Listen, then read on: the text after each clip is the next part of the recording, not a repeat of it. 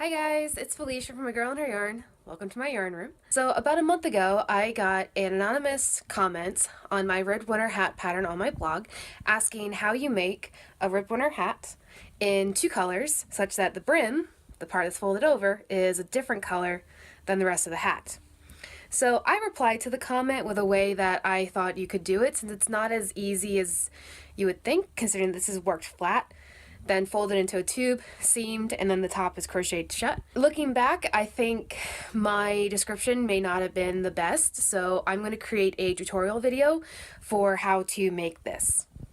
What you'll need for this project is a K-hook and two colors of worsted weight yarn.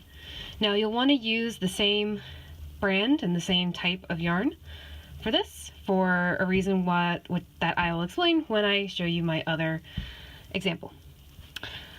So the first thing you do with the ribbed winter hat pattern is chain 36. For the sake of this demonstration, I'm just going to do 10 of this color and 10 of this color just to speed things along.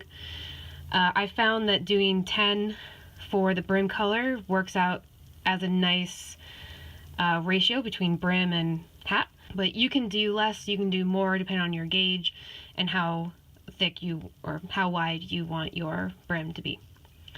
Alright, so I'm going to chain 10. Alright, I have 10. Now I'm going to pick up the main color. And like I said, for the sake of this, just going to chain 10. I'm going to tighten that join. Alright, so pretend this is actually 36 in total instead of just 20. What you would do next is single crochet into the second chain from the hook. I like to go into the back bumps. I find it is easier, especially when you get down here in the other color. But if you don't want to go through the back bump, you could go through the front. It's not really going to matter too much. This is largely going to be hidden by your seam. So just do whatever you like best. So you're going to crochet in each one all the way down, and I'll stop when I get down to the color change.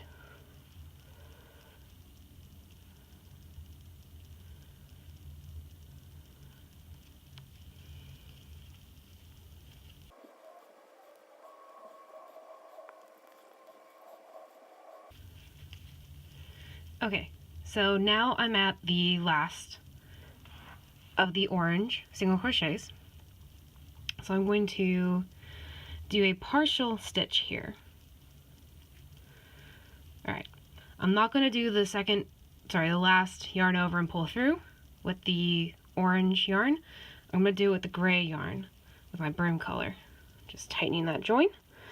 Now I'm going to do it that way because if I were to continue with this, with the orange, you see how I have this loop still here? If I were to continue then with picking up the gray and continuing down, the first stitch of my gray would have a top loop that is orange.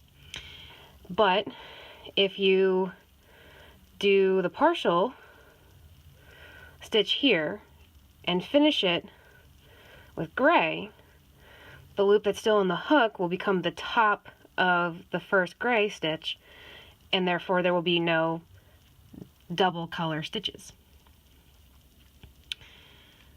So when it comes to the gray, this is why the back loops helps, is I like to count up, and that way I know where my last stitch is over here.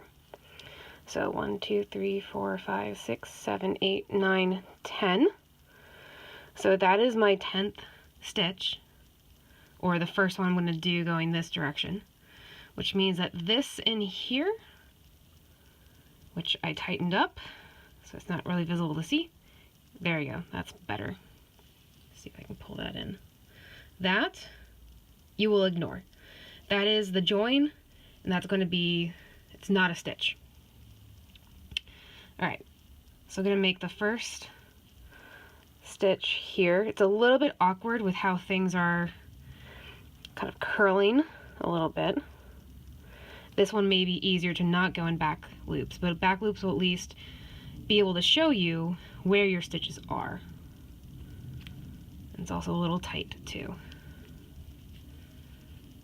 Okay, so there's the first one made. And we'll just do that all the way to the end.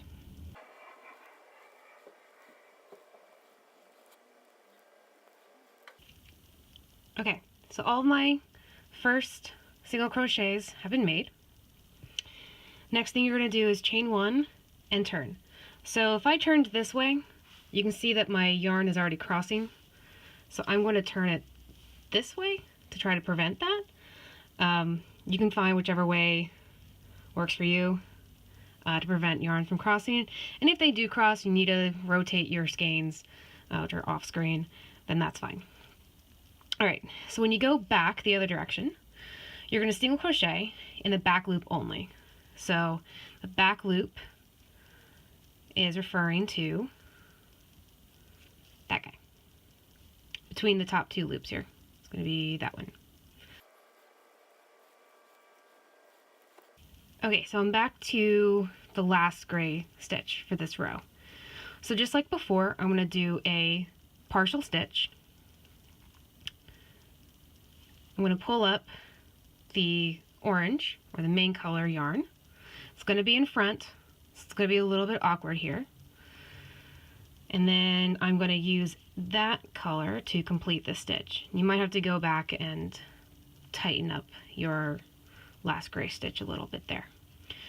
So now you're going to do the main color all the way down. Now it's going to be a little bit tough to see where your first stitch is. Your first stitch is right here. It's the one that your yarn crosses in front of. So it may be a little bit awkward to get back into its back loop, but you want to make sure that you don't miss it, or else you'll be dropping stitches during your row. All right, so I'm at the end. So we're going to chain one again, turn, trying not to cross the yarns. And then just like in the last row, you're going to do back loops only all the way down. And again, I'll stop when I get to the color change. All right, just as the last row, I'm going to do a partial single crochet and then finish it with the gray. And then you can tighten up the orange. And then once again, the yarn that you just pulled up is crossing in front of the first stitch you're going to do with the next color. And then single crochet all the way down in the back loops. Okay, so this is how you start the hat with the two different colors changing here in the center. So what you would do from here is you would repeat your rows going back and forth, back loops only, changing color when necessary, chaining one at the end. You would do this until you have, for me, it's 61 rows. The most important thing is that when you rotate your rectangle this way and you wrap it around your head, your first row needs to meet your last row. If they don't quite connect, you need to keep going until they do connect. For me, that is 61 rows. And again, if you have a different number, you want to make sure that you end on an odd number of rows. If you end on an odd number, you will end down here on your brim color. If you have an even number of rows, you'll end up here. What you would do next after you end is you need a seam. You want to end down here because if you seam here, you can seam this way. But you would have to break your yarn to then rejoin up here to close the top of the hat. Whereas if you end here, you're seaming this direction and you don't have to break the yarn to then close the top of the hat. So I'm going to show you what the next step looks like with my other example. Here's my other example, all 61 rows, really long rectangle. This is what I meant about using the same type of yarn, the same brand of yarn for your two colors. Here I use two different yarns. This is this yarn, and this is this yarn. although in gray and not yellow, of course. So what happened is that the gauge on the gray is slightly different than the gauge on this lavender. So it's kind of curving at the top. I don't think it will matter in the end because this will be folded up, so it won't be as noticeable. But if you do choose two different brands of yarn, this may occur. So once you have your completed rectangle, the next step is to fold it in half so that your last row meets your first row. And next we are going to seam the edges together using slip stitches.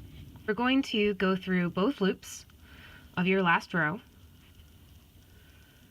and we're going to go through the tail out of the way, go through the first chain that was made, and we're just going to slip that together. I'll demonstrate again. Through both loops of your last row, and then through the chain on, the second stitch of your chain. All right, and you're going to do that all the way down. And once we get to the join, I'll stop and show you what to do there.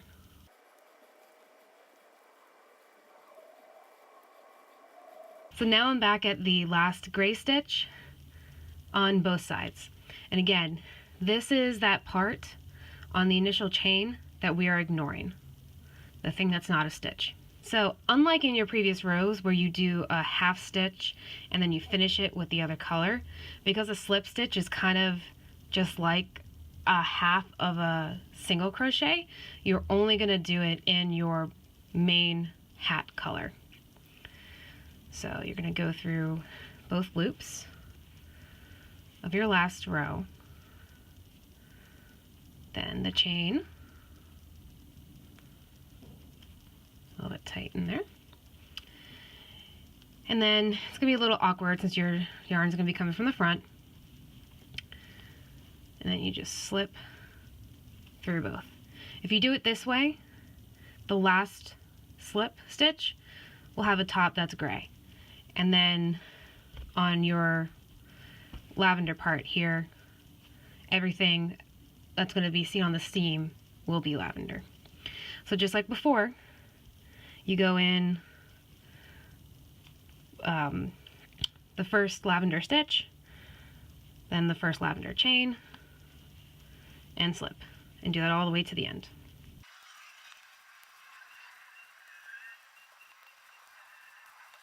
Okay, so once you have finished the seam, now it's time to close the top.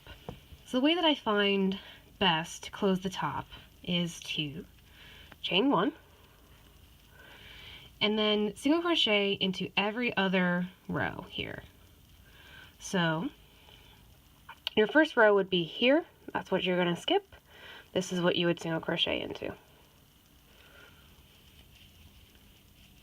And then skip this, single crochet here, skip this, single crochet here, and then do that around.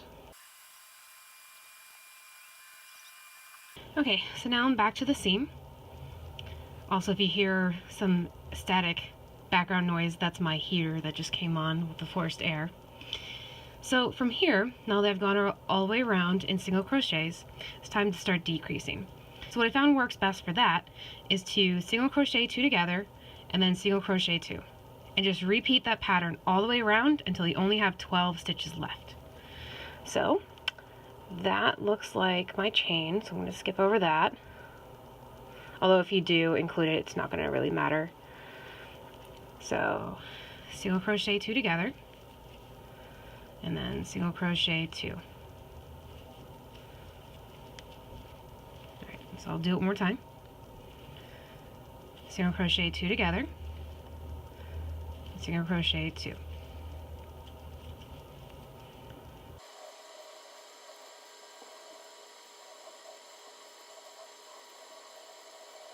Now that I've gotten back, I've done one row of decreases.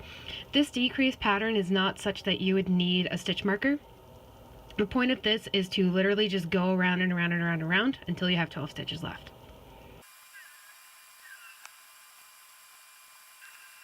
So I have 12 stitches at the top now.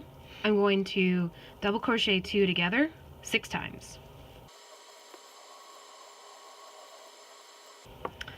Alright, so now the hat is complete. That won't happen to you because you will have cut this off before you do the top part. So at this point you can cut your yarn, sew the top little circle that's still left, that little opening, closed, and then weave in all of your ends. And then you'll be done. So I hope you like this pattern tutorial. If you make a hat from this pattern, I'd love to see it. You can tag me in an Instagram picture. My Instagram is a girl and her yarn. You can also post a picture of it as a project on Ravelry. I'll make a Ravelry page for this pattern. So like and subscribe. A bientôt.